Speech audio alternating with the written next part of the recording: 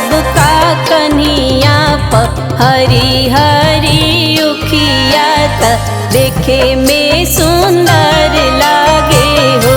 सेवका पेन्हले हो बड़े सब पियरिया ता देखे में सुंदर लागे हो।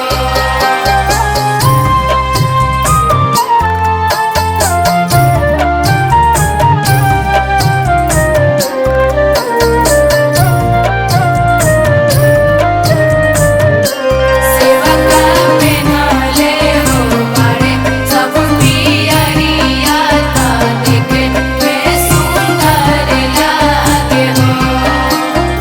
बाट से पूछे जे बटोहिया जोड़ी के दसो लोहियान हो।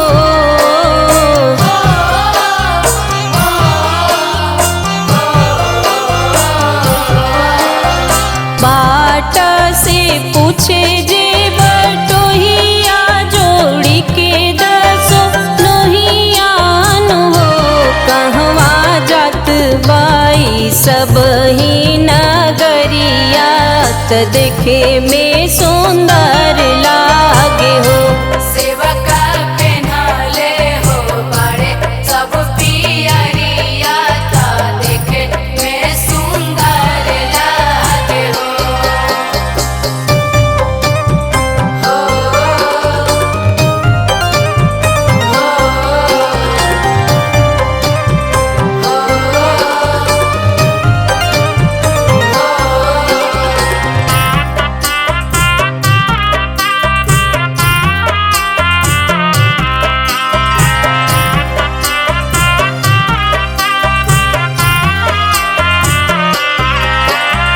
जेकर कृपा रतिया से भोर होके जग अंजोर होके हो।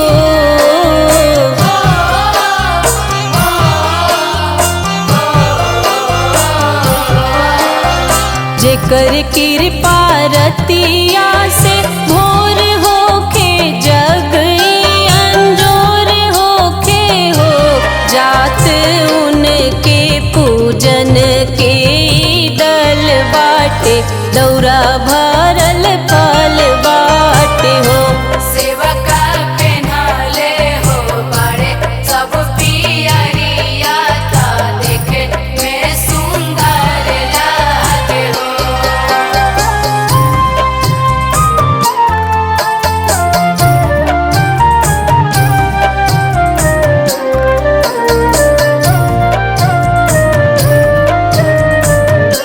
सेवका पेन्हले हो बड़े सब पियरिया ता देखे में सुंदर लागे हो। छठी माई के पावन पूजैया पूजेला सभे पैयान हो।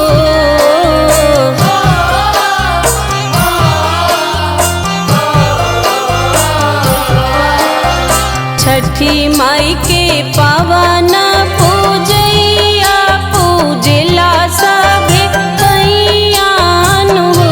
गीतिया गावत जाली बरती तिवैया त सुने में